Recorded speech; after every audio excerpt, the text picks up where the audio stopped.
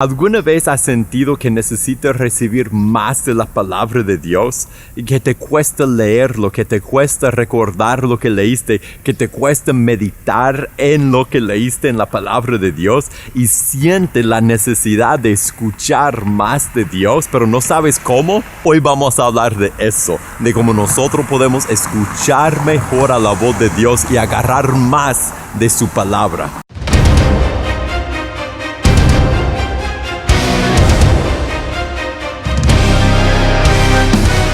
Hola, soy Felipe de PazConDios.com. En PazConDios.com nuestra misión es capacitar a líderes para equipar a la iglesia. Y si quieres ver todos los videos que publicamos, suscríbete a este canal y prende la campanita de notificaciones. Tal vez esto te ha pasado. Lees la Biblia y apenas puedes mantener los ojos abiertos y no puedes concentrar tan bien. Y después cierras la Biblia y sientes la satisfacción de que leíste la palabra de Dios. Y por cierto, es muy importante hacer eso, pero después de cerrar la Biblia, no puedes recordar lo que leíste, mucho menos meditar durante el día en lo que hayas leído. Yo creo que esa es una ocurrencia muy común. Nosotros leemos la Biblia, pero nos cuesta recordar lo que leímos, nos cuesta meditar y pensar en lo que leímos, nos cuesta aplicar lo que leímos a nuestra vida. Y cuando eso nos pasa, sentimos mal, fácilmente sentimos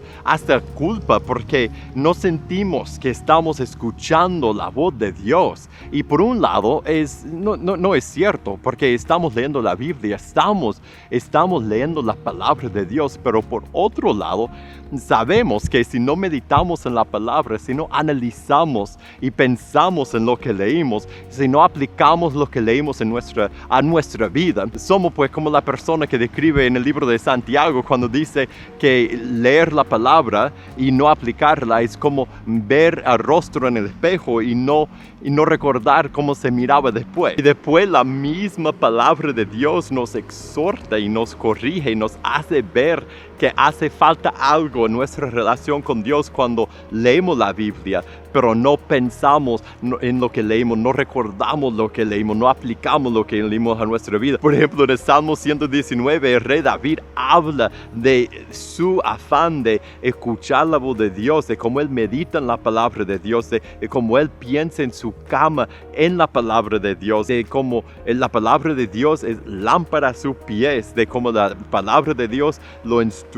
Y lo que vemos en el Salmo 119 es una persona que es formada por la palabra de Dios, que esa es su vida, es su conexión con su Padre, con Dios. Yo creo que es imposible para un hijo de Dios leer esas palabras, leer el testimonio de rey David, de cuánto significaba la palabra de Dios para él, sin sentir el deseo de experimentar lo mismo, de verdad escuchar la voz de Dios cuando leemos la Biblia. Nosotros queremos eso. Y la pregunta es ¿cómo? Y obvio, el primer paso para escuchar la voz de Dios en su palabra es leer la palabra. Pero para que nuestra lectura resulte en una transformación dentro de nosotros, tenemos que hacer más que solo leer la palabra. Yo creo que podemos aprender algo de cómo el rey David hacía eso por algo que él dijo al principio del Salmo 119, el gran salmo que habla tanto de la palabra de Dios y su impacto en su vida.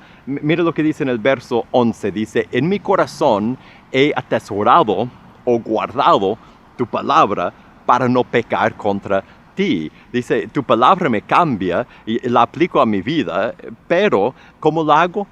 Por atesorarla, por guardarla en mi corazón. Adentro de mí pongo tu palabra. No solo la leo, la pongo adentro de mí. ¿Cómo podríamos poner la palabra de Dios adentro de nosotros cuando la leemos? Yo creo que eso tiene que ver con memorizar versos o frases o pasajes o párrafos o libros enteros, de memorizar la palabra de Dios, de meditar en lo que hemos leído después. Y hay una técnica que yo he estado usando últimamente para ayudarme a meditar más en la palabra de Dios durante el día, aún después de leerla en la mañana. Y voy a compartir esa técnica contigo por si te puede ayudar también.